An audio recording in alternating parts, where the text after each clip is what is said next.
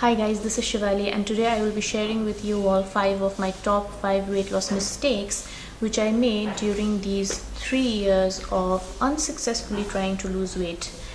And I think a lot of us go through these mistakes without realizing that these mistakes are in fact taking us further away from our goals. Hopefully this video will help you identify some of those mistakes and help you get some insight into your plan to rectify it, to change it and make it more effective.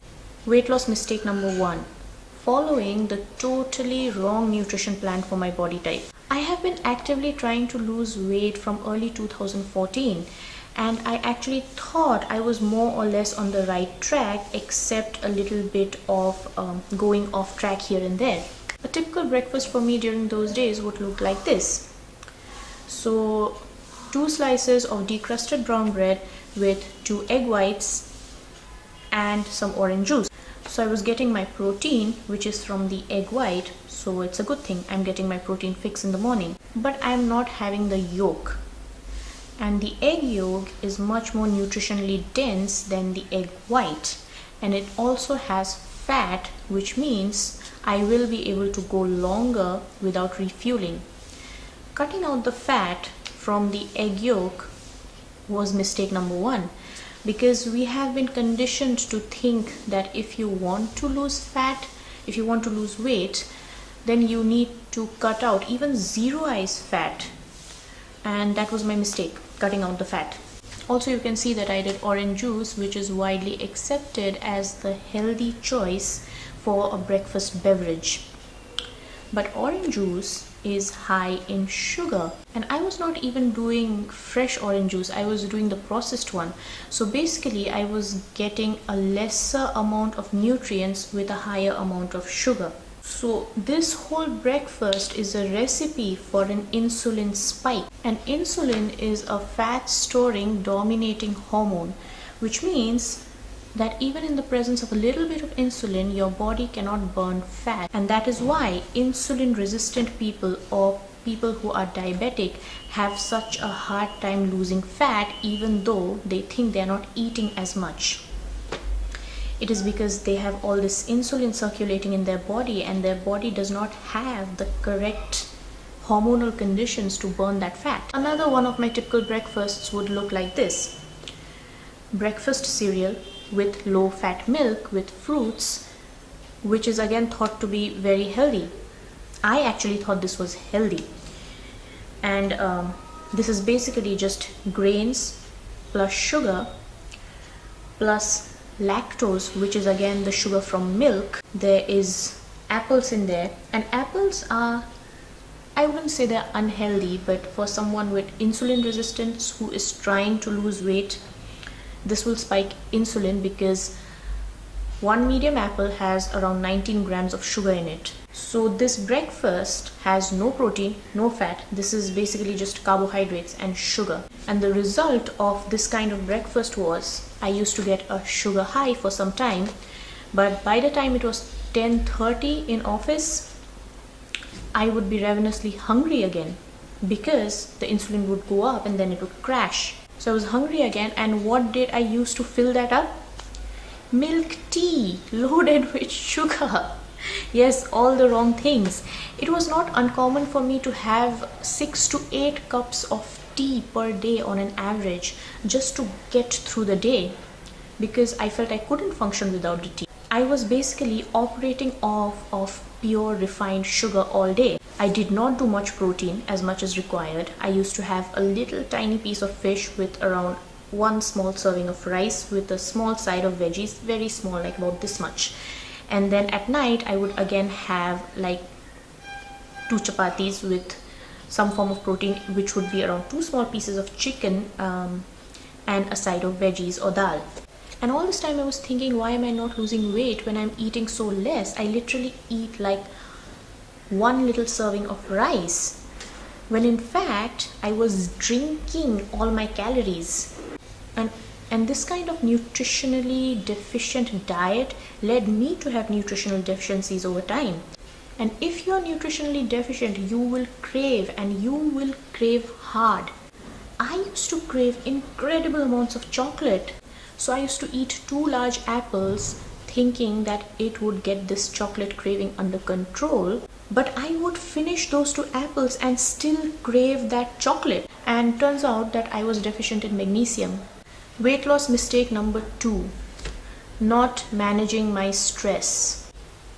I consider this to be the primary reason of why I was stuck in this cycle of trying and not losing any weight for 3 years. I was working in the banking industry, and from what I have little experience in this field or in the offices I have been posted, there was this unspoken expectation that you were supposed to stay late irrespective of the quality you put in throughout the day or the effort you put in throughout the day. My usual time to come home was at around 9 p.m. Most of the weeknights we would just order food from outside. In my place, Domino's does not take orders after 9:30, so at those times we would just boil Maggie and eat that. And all that weekly stress given by the kind of diet I was following, which was nutritionally very, very deficient, over time started even interfering with my sleep cycle. And with time I noticed that I was unable to fall asleep easily.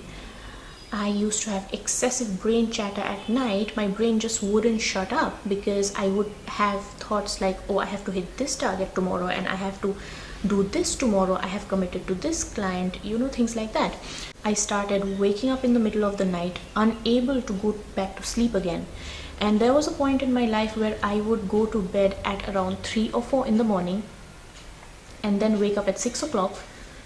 And with 2 hours of sleep, I forced myself to function, which is biologically not possible.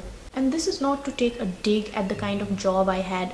Maybe some people can handle stress much better. Maybe they're in a position to handle their stress much better. This was just the reality of my life, and I'm just stating hard facts. Weight loss mistake number 3, underestimating my sleep. I would sacrifice my sleep to get work done or even to watch a movie. There have been nights where I have watched 3 movies back to back and gone to bed at 5 a.m. in the morning knowing I have work that day.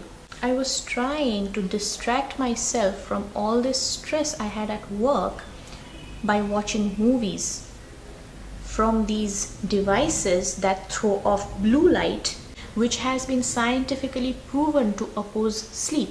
So I was stuck in this sleepless cycle. But here's the thing about sleep and fat loss. Most of your fat loss and repair of the body physically and mentally takes place during sleep. Interfering with your sleep is an open invitation to fat because it's like playing chess with your hormones. For example, when you're stressed, your adrenals shoot out cortisol, which is a hormone that helps you deal with the stress. So you have all this stress and then your cortisol level is high. And then when you don't sleep, it increases it even further. And cortisol is a hormone that is associated with storage of fat around the belly. So that's why you see all these people who are not necessarily overweight, but they have this huge gut. And if you really analyze their life, you will have some common factors like lack of sleep, an incredible amount of stress they are not being able to deal with. And the thing is, like me, they may be thinking that they are handling their stress well, when in fact their bodies are not. Weight loss mistake number 4, thinking I can out-exercise a bad diet. I used to treat myself to 2 large, even 3 large samosas in the evening with my cup of tea, thinking I deserved it because I worked out 20 minutes extra in the morning. Or I used to treat myself to a dessert of chocolate ice cream with chocolate sauce, thinking that the extra 20 minutes the next day is going to balance that out. This was a completely wrong approach I had, because fat is lost in the kitchen, it's not lost in the gym.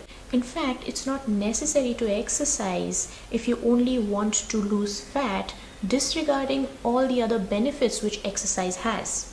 Weight loss mistake number 5, not listening to my body. I think a lot of us are guilty of this. I was ignoring all the things that my body was trying to tell me it needed and kind of forcing it to functionally lose weight when I was not giving it the tools to lose all that weight. I was not eating right, I was exercising too much, I was not sleeping, I was not managing my stress, I was holding on to things and habits which I knew were bad for me, but I still stuck with them anyways. All this time thinking that I was more or less on the right track of looking and feeling like this again.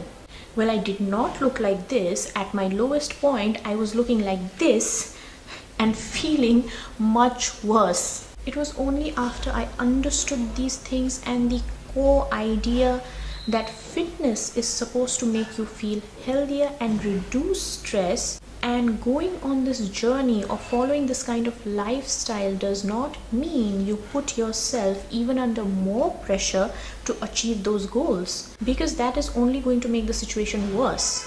So I listened to my body, I identified these issues, I researched a lot. I researched diet plans, I read books on endocrinology, I read a lot of books on nutrition, how these things affect your body. I did a lot of research on exercise routines and analyzed each one of them and what effect it was going to have on my body. And this time I was very methodical and scientific. This time I was going to do this. It was just a question of which was the most effective plan for me. What I realized through my mistakes was that if you want to be successful, you have to have information about your problem. Knowing you have a problem will not solve it. Having information about the problem may help you manage your problem or even solve your problem, depending upon the amount of research there is and the amount of information you have managed to gather from verified sources. The more information you have, the better you are at dealing with stuff. And with that, I would like to end my video here, and until my next video, stay healthy.